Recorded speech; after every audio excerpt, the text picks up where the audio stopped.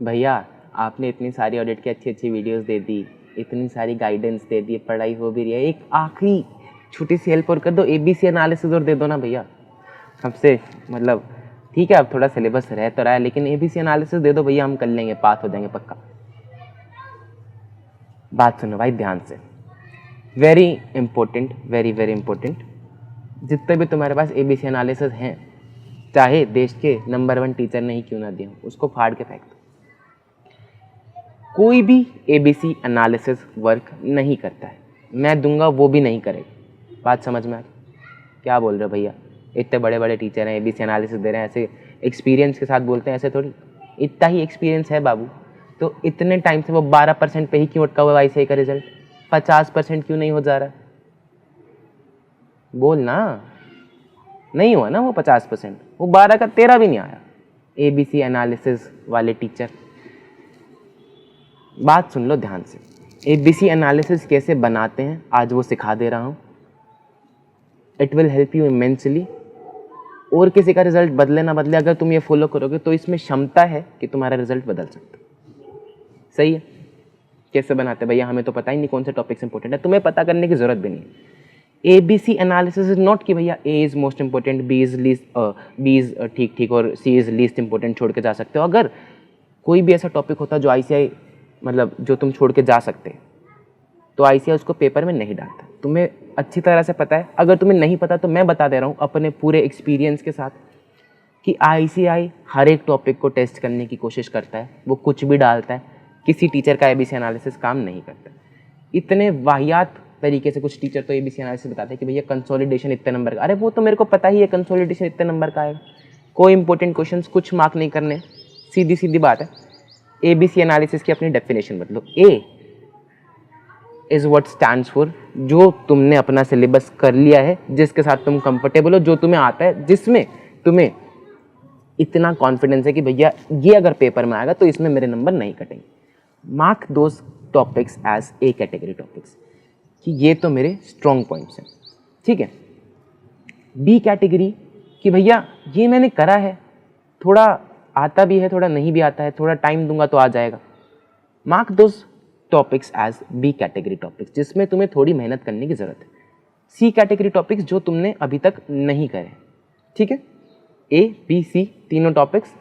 सी category topics आपने अभी तक नहीं करे, तो अब आपकी अप्रोच क्या रहनी चाहिए? ए कैटेगरी टॉपिक्स को आपने कर लिया, आपने उस पर मार्किंग कर लिए, अब आप उसको पेपर से पहले उठा सकते हैं।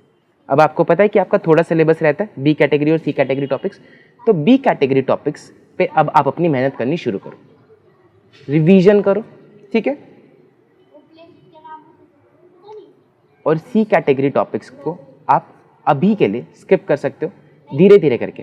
देखो जैसे मैंने तुम्हें समझाया था ना पिछली वीडियो में भी कि किस तरह से अगर आपका सिलेबस बचा हुआ है तो उसको अप्रोच करना है, सेम वही अप्रोच है कि बी कैटेगरी टॉपिक्स को आप पक्का करो, ताकि जो आपने पढ़ा, जिस पे आपने टाइम लगाया, पेपर में वो आया, तो आप उसमें नंबर ला पाओ। सी कैटेगरी टॉपिक्स को भैया छोड़ दे क्या? छोड़ना इज़ नेवर रिकमेंडेड। किसी भी सब्जेक्ट के लिए, किसी भी टॉपिक के लिए कुछ भी आ सकता है, मार्क माई वर्ड्स, कुछ भी आ सकता है। छोड़ना इज़ नेवर रिकमेंडेड। तो भैया क्या करें?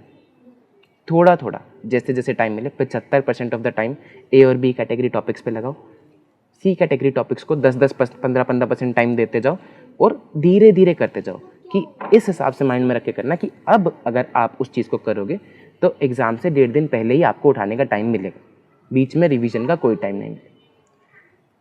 जिस भी सब्जेक्ट में आप ये एबीसी कैटेगरी में डिवाइड कर लोगे, 1 घंटा लगेगा मात्र, उस सब्जेक्ट में तुम्हारा कॉन्फिडेंस इतना ज़्यादा बढ़ जाएगा, क्योंकि अब तुम्हें बहुत क्लैरिटी होगी कि मुझे क्या आता है, मुझे किस चीज़ पे मेहनत करनी है जिसमें मेरे मार्क्स बढ़ सकते हैं, आरओआई बढ़ सकता है, और कौन सी ऐसी चीज़ है जो मेरी कमज़ोर है जिस पे मेरे को थोड़ी थोड़ी मेहनत करनी है अब, क्योंकि इतना टाइम बचा नहीं। तुम्हें अपनी पोजीशन पता चलेगी, तुम्हें पता चलेगा कि क्या मैं पास होने के हालात में हूँ या नहीं। बात समझ में आई? तो एबीसी इस तरह से तुम खुद बनाओगे, कोई टीचर तुम्हें बना के नहीं देगा। मार्क माई वर्ड्स, अगर कोई टीचर एबीसी एनालिसिस इतने अच्छे से कर देता तो ये 50% पहुंच जाता रिजल्ट। वो 12 का 12 ही है, 13 भी नहीं हो रहा। ठीक है, तो फालतू की चीज़ों के चक्करों में मत पड़ो, अपना एबीसी एनालिसिस बनाओ, सेग्रीगेट करो। चैप्टर के अंदर भी आप सेग्रीगेट कर सकते हो इन चीज़ों को, ठीक है। इंडेक्स बना के, मास्टर इंडेक्स वाली वीडियो देख लेना मेरी, दी बेस्ट वीडियो तुम्हारी सीए जर्नी का पूरा डायरेक्शन चेंज कर सकते हो, पर्सपेक्टिव चेंज कर सकते हैं। उस वीडियो को देखने के बाद ना तुम्हें सच में पता लगेगा कि भैया ये जो इतना कॉन्फिडेंस मुझ में है वो कहाँ से आता है। Because I know my self, because I have the clarity कि मुझे क्या आता है और मुझे क्या करना है। If you know your self and you know your enemy, तो आपको इतना डरने की ज़रूरत नहीं होती है वॉर में।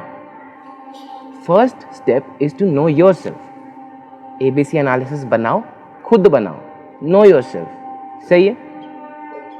सेकेंडली, वेरी इंपॉर्टेंट अनाउंसमेंट कि भैया अगर ऑडिट से आपको डर लग रहा है अभी तक, तो मेरे चैनल पे ऑडिट की दुनिया भर की वीडियोस हैं। हर एक चैप्टर की रिवीजन वीडियोस इंग्लिश में, हिंदी में मैं डाल रहा हूँ, उन्हें जाओ चेकआउट करो। क्योंकि मैं बाकी टीचर्स जैसा नहीं पढ़ाता हूँ, मैंने बहुत कहानियाँ बनाई हैं, अपने सब्जेक्ट पे बहुत मेहनत की है, तुम्हें याद कराने में बहुत मेहनत की है। मैं इस तरह से मेमोरी टेक्निक नहीं देता कि भैया ABCD, A फॉर तो अकाउंट्स और B फॉर तो बुक्स ऑफ अकाउंट्स और नॉनसेंस। प्रॉपर तरीका है पढ़ाने का, प्रॉपर कहानी है जिसको एक बार सुन के तुम्हारे साथ वो स्टिक करेगी, याद रहेगी। तो जाओ देखो, इतनी जल्दी और इतने मज़े से ऑडिट रिवाइज होगा ना, तुम्हारा याद रहेगा, लिख के आ पाओगे कि भैया क्या कीवर्ड्स है। तो जाओ चेकआउट करो फटाफट। और बाकी तो थोड़े टाइम में तो मैं इतना फेमस हो ही जाऊंगा कि मेरे को बोलने की ज़रूरत नहीं है। तुम्हारे आसपास के बच्चे खुद ही बोलते रहेंगे कि भैया इनके पास जाओ और कहाँ जा रहे हो। सही है, चलो बाय।